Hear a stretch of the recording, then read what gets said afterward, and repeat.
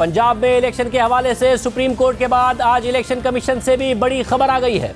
हुकूमत 3 रुकनी बेंच का फैसला मानने को तैयार नहीं है, मगर सुप्रीम कोर्ट के 3 रुकनी बेंच के अहकामात पर इलेक्शन कमीशन ने पंजाब असेंबली के इंतखाबात का शेड्यूल जारी कर दिया है और 14 मई को इलेक्शन कराने का ऐलान कर दिया है। हुकूमत कल ही ये कह चुकी थी कि 3 रुकनी बेंच का फैसला अक़लियती फैसला है और इस पर अमल करने की जरूरत नहीं है। आज मरियम नवाज ने भी इसी बात को दोहराया है, मगर इलेक्शन कमीशन ने हुकूमत के इस मौक़िफ़ से इत्तफाक नहीं किया है और सुप्रीम कोर्ट के हुक्म के ऐन मुताबिक इलेक्शन शेड्यूल जारी कर दिया है। इलेक्शन कमीशन के एलामिये के मुताबिक पंजाब में इंतखाबात 14 मई को होंगे। कागजात नामजदगी में अपीलें दायर करने की आखिरी तारीख 10 अप्रैल होगी। एपलेट ट्रिब्यूनल अपीलों पर फैसले 17 अप्रैल तक करेगा और उम्मीदवारों की नजरसानी शुदा फहरिस्त 18 अप्रैल को जारी हो जाएगी।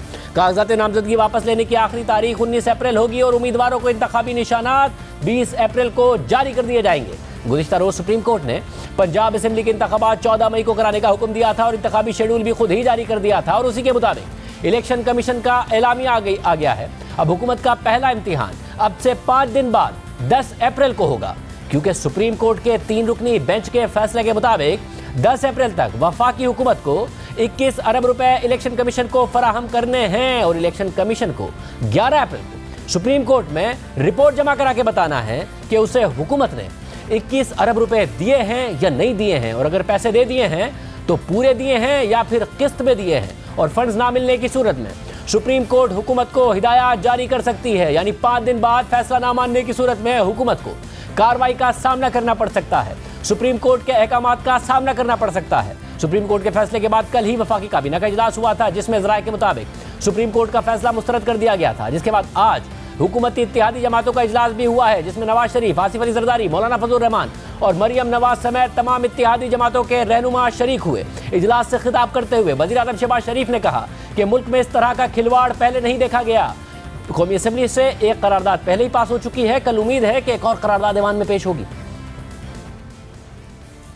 एक करारदाद पहले ही पास हो चुकी है, कल उम्मीद है कि एक और करारदाद हाउस में पेश की जाएगी। इस तरह का खिलवाड़ पहले कभी देखने में नहीं आया। देखती आंख ने इस तरह का एक इंतहाई भयानक मंजर पहले कभी नहीं देखा।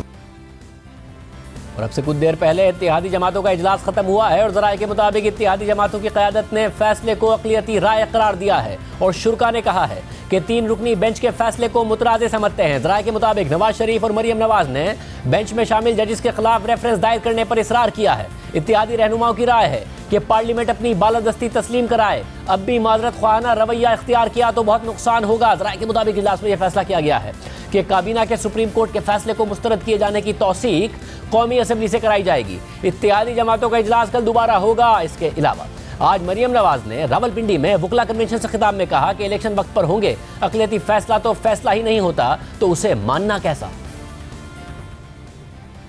जो फैसला सुप्रीम कोर्ट के जजेस की अक्सरियत नहीं मान रही, हमें कह रहे हैं कि वो फैसला मानो। वो जजेस जिन्होंने फैसले पे इतराज किया था या जिन्होंने बेंच इतराज किया था कानूनी नुकात के ऊपर, उनको आपने बेंच से बाहर बिठा दिया और वही हम नवार हम ख्याल जजेस को अपने बेंच में डाल दिया। जजेस ने जब आप पे फैसला छोड़ा तो आपने ये फैसला किया। अगर ये बात होगी तो उस फैसले से होगी जिसमें आपने आइन को रीराइट किया। इमरान खान को 25 अरकान देने के लिए आपने आइन को, कॉन्स्टिट्यूशन को रीराइट कर दिया। उसको पंजाब की हुकूमत प्लेटर में रख के दी कि लो बेटा तोड़ दो, क्योंकि वो एक टाइमलाइन बनाई हुई है ना कि तब तक इंतखाबात होने जब तक ऊपर सहूलतकार बैठे। इलेक्शन कमीशन का भी रोल आपने ले लिया, डिफेंस मिनिस्ट्री का भी रोल आपने ले लिया, हुकूमत का रोल भी आपने ले लिया, पार्लियामेंट का रोल भी आपने ले लिया, प्राइम मिनिस्टर का रोल भी आपने ले लिया, फाइनेंस मिनिस्ट्री का रोल भी आपने ले लिया। तो अगर आपने सियासत करनी है तो फिर पार्लियामेंट जो है वो कानूनी फैसले पार्लियामेंट कर लेती। इस असद उमर से तजावीज सुप्रीम कोर्ट ले रहा था, उस असद उमर को, उस फाइनेंस मिनिस्टर को उसकी अपनी जमात ने उठा के बाहर फेंक दिया था और ये फिक्स मैच था। असद उमर वहां बैठे थे, उनको कहा गया असद उमर साहब आप आए। भाई आप असद उमर की बात उसकी पार्टी नहीं मानती। फुल बेंच इसलिए नहीं बनाया क्योंकि दिल में खौफ था कि मेरी नाइंसाफी खुल के सामने आ जाएगी। भाई अक़लियती फैसला ना मानने पर किस पर कंटेम्प्ट लगती? अक़लियती फैसला तो फैसला ही नहीं होता, उसको मानना और ना मानना कैसा? आइन में लिखा है कि इलेक्शन वक्त पे होंगे, हम भी कहते हैं कि इलेक्शन वक्त पे होंगे, वक्त से पहले नहीं होंगे। जो आइन का इतलाक पंजाब पे होता है, उसी आइन का इतलाक खैबर पख्तूनख्वा के इलेक्शंस में क्यों नहीं होता? क्या समझे कौम कि सारा झगड़ा ही पंजाब का है? पीपल्स पार्टी भी इस सब में नून लीग के साथ खड़ी नजर आ रही है। पीपल्स पार्टी के चेयरमैन बिलावल भुट्टो जरदारी ने कहा है कि इदारे में चंद अफराद जिद पर उतर आए हैं, सियासत कर रहे हैं। अगर सियासत करनी है तो तैयारी पकड़े, हम मुकाबला करेंगे। आज भी उसी डॉक्ट्रिन के चाहने वाले हर इदारे में मौजूद है, और जब हम न्यूट्रल खेल रहे थे वो अपना खान के लिए साजिशें पका रहे हैं। जब दूसरे इदारे में कुछ चंद शख्स जिद पे उतर आए हैं कि उन्होंने सियासत खेलना है, फिर अगर सियासत खेलना है फिर सियासत करने के लिए तैयारी पकड़ो। हम भी जानते हैं कि कैसे सियासत किया जाता है। ये जो इदारे हैं ये कठपुतली रहे हैं, ये बुज़दिल रहे हैं, ये ताकतवर आमरों को जवाब देने के लिए तैयार नहीं होते। तहरीक इंसाफ ने हुकूमती इत्तेहादियों से राब्ते का फैसला किया। परवेज इलाही ने MQM से राब्ता होने का दावा भी किया, मगर आज कौमी असेंबली में खिताब करते हुए MQM के रहनुमा और वफाकी वजीर इंफॉर्मेशन टेक्नोलॉजी अमीनुल हक ने कहा है कि 14 मई को इलेक्शन कराए जाते हैं तो इस पर सवालात उठेंगे। फैसले में साफ नजर आ रहा था कि तराजू के पल्ले बराबर नहीं है। किसी लाडले को सपोर्ट करने की बात की जा रही थी। जब आप 90 डेज इलेक्शन की बात करते हैं पंजाब के लिए तो वाई नॉट द KPK। ये बात नजर आ रही है कि आप किसी को सपोर्ट करना चाहते हैं, किसी को बैठाना चाहते हैं। अगर ये इलेक्शन कराया जाता है, जो कि 14 मई की डेट दी गई है, अक्टूबर में या नवंबर में जनरल इलेक्शन होने जाएगा, तो यकीनन वहाँ का बैठा हुआ चीफ मिनिस्टर उस जनरल इलेक्शन को इन्फ्लुएंस करेगा। कायदे कानून के हिसाब से election commission of Pakistan delimitation के लिए 4 महीने लेता है। उस 4 महीने के बाद यकीनन जनरल इलेक्शन का इनेकाद हो सकता है। जबकि इमरान खान ने अदालती फैसले को खुशामदीद कहते हुए कहा है कि अगर इस्टेब्लिशमेंट से मैंने कहा कि मुल्क चलाने का रोड मैप बता दें तो मैं अक्टूबर तक इंतजार कर लूँगा। वो लंदन के अंदर प्लान बनता है, उधर से फैसला होता है कि लेवल प्लेइंग फील्ड क्या होगी, इमरान खान को कैसे रास्ते से हटाया जाएगा, फिर नवाज शरीफ कैसे आएगा, फिर उसके कैसे रास्ता हमवार होगा, तहरीक इंसाफ को कमज़ोर किया जाएगा, क्रश किया जाएगा।